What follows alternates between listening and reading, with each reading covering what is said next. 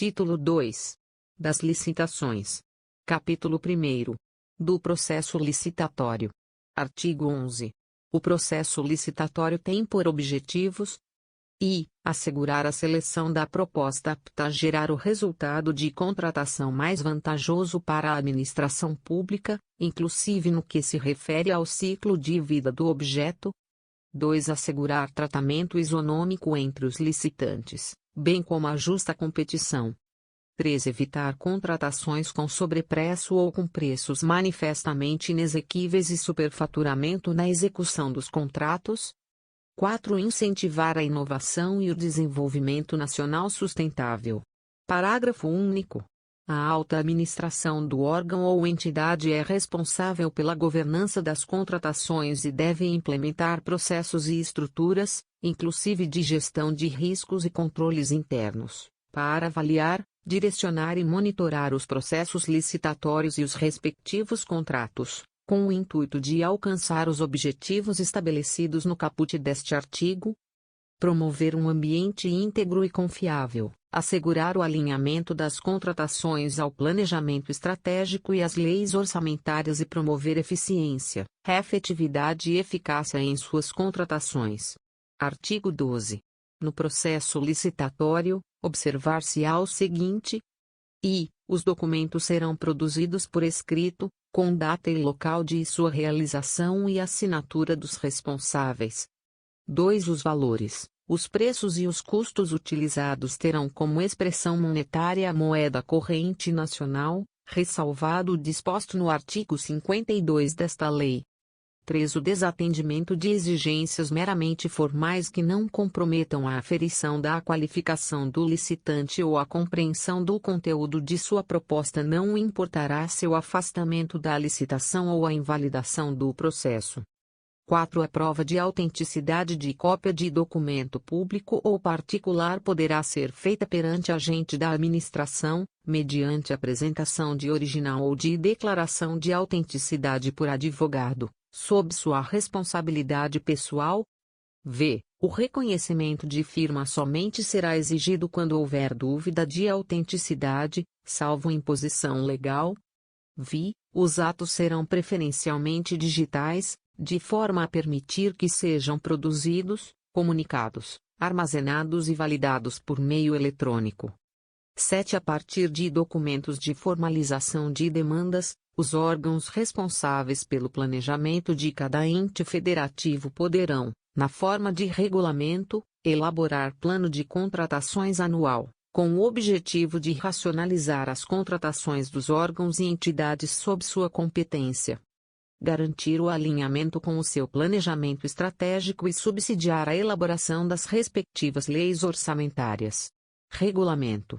Parágrafo 1º. O plano de contratações anual de que trata o inciso 7 do caput deste artigo deverá ser divulgado e mantido à disposição do público em sítio eletrônico oficial e será observado pelo ente federativo na realização de licitações e na execução dos contratos. Parágrafo 2º. É permitida a identificação e assinatura digital por pessoa física ou jurídica em meio eletrônico, mediante certificado digital emitido em âmbito da Infraestrutura de Chaves Públicas Brasileira, ICP Brasil. Artigo 13. Os atos praticados no processo licitatório são públicos, ressalvadas as hipóteses de informações cujo sigilo seja imprescindível à segurança da sociedade e do Estado, na forma da lei. Parágrafo único. A publicidade será diferida quanto ao conteúdo das propostas, até a respectiva abertura. 2. Quanto ao orçamento da administração, nos termos do artigo 24 desta lei. Artigo 14. Não poderão disputar licitação ou participar da execução de contrato, direta ou indiretamente. Autor do anteprojeto, do projeto básico ou do projeto executivo, pessoa física ou jurídica, quando a licitação versar sobre obra, serviços ou fornecimento de bens a ele relacionados. 2. Empresa, isoladamente ou em consórcio, responsável pela elaboração do projeto básico ou do projeto executivo, ou empresa da qual o autor do projeto seja dirigente, gerente, controlador, acionista ou detentor de mais de 5% do capital com direito a voto, responsável técnico ou subcontratado, quando a licitação versar sobre obra, serviços ou fornecimento de bens a ela necessários. 3. Pessoa física ou jurídica que se encontre, ao tempo da licitação, impossibilitada de participar da licitação em decorrência de sanção que lhe foi imposta. 4. Aquele que mantenha vínculo de natureza técnica, comercial, econômica, financeira, trabalhista ou civil com o dirigente do órgão ou entidade contratante ou com agente público que desempenhe função na licitação ou atue na fiscalização ou na gestão do contrato, ou que dele seja cônjuge, companheiro ou parente em linha reta, colateral ou por afinidade, até o 3º grau. Devendo essa proibição constar expressamente do edital de licitação. V. Empresas controladoras, controladas ou coligadas, nos termos da Lei nº 6.404, de 15 de dezembro de 1976, concorrendo entre si.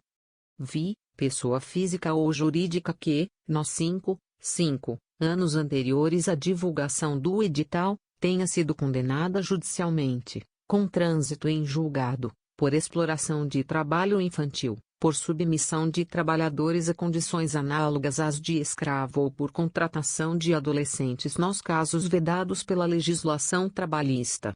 Parágrafo 1º. O impedimento de que trata o inciso 3 do caput deste artigo será também aplicado ao licitante que atue em substituição a outra pessoa, física ou jurídica, com o intuito de burlar a efetividade da sanção a ela aplicada, inclusive a sua controladora, controlada ou coligada, desde que devidamente comprovado o ilícito ou a utilização fraudulenta da personalidade jurídica do licitante.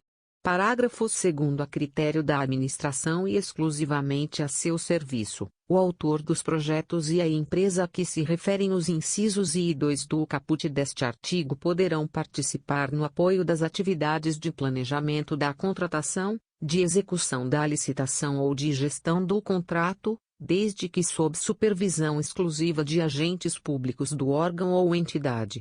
Parágrafo 3º. Equiparam-se aos autores do projeto as empresas integrantes do mesmo grupo econômico. Parágrafo 4º. Disposto neste artigo não impede a licitação ou a contratação de obra ou serviço que inclua como encargo do contratado a elaboração do projeto básico e do projeto executivo, nas contratações integradas, e do projeto executivo, nos demais regimes de execução. Parágrafo 5º. Em licitações e contratações realizadas no âmbito de projetos e programas parcialmente financiados por agência oficial de cooperação estrangeira ou por organismo financeiro internacional com recursos do financiamento ou da contrapartida nacional, não poderá participar pessoa física ou jurídica que integre o rol de pessoas sancionadas por essas entidades ou que seja declarada inidônea nos termos desta lei. Artigo 15. Salvo vedação devidamente justificada no processo licitatório, pessoa jurídica poderá participar de licitação em consórcio, observadas as seguintes normas: I. Comprovação de compromisso público ou particular de constituição de consórcio, subscrito pelos consorciados. 2. Indicação da empresa líder do consórcio, que será responsável por sua representação perante a administração. 3. Admissão, para efeito de habilitação técnica, do somatório dos quantitativos de cada consorciado e, para efeito de habilitação econômico-financeira, do somatório dos valores de cada consorciado. 4. Impedimento de a empresa consorciada participar, na mesma licitação, de mais de um consórcio ou de forma isolada. V. Responsabilidade solidária dos integrantes pelos atos praticados em consórcio, tanto na fase de licitação quanto na de execução do contrato. Parágrafo 1º. O edital deverá estabelecer para o consórcio acréscimo de 10% a 30% sobre o valor exigido de licitante individual para a habilitação econômico-financeira, salvo justificação. Parágrafo 2º. O acréscimo previsto no parágrafo 1º deste artigo não se aplica aos consórcios compostos, em sua totalidade, de microempresas e pequenas empresas, assim definidas em lei. Parágrafo 3º. O licitante vencedor é obrigado a promover, antes da celebração do contrato, a constituição e o registro do consórcio, nos termos do compromisso referido no inciso A e do caput deste artigo.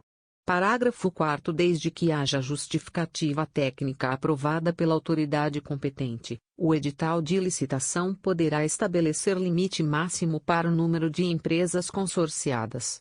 Parágrafo 5º. A substituição de consorciado deverá ser expressamente autorizada pelo órgão ou entidade contratante e condicionada à comprovação de que a nova empresa do consórcio possui, no mínimo, os mesmos quantitativos para efeito de habilitação técnica e os mesmos valores para efeito de qualificação econômico-financeira apresentados pela empresa substituída para fins de habilitação do consórcio no processo licitatório que originou o contrato.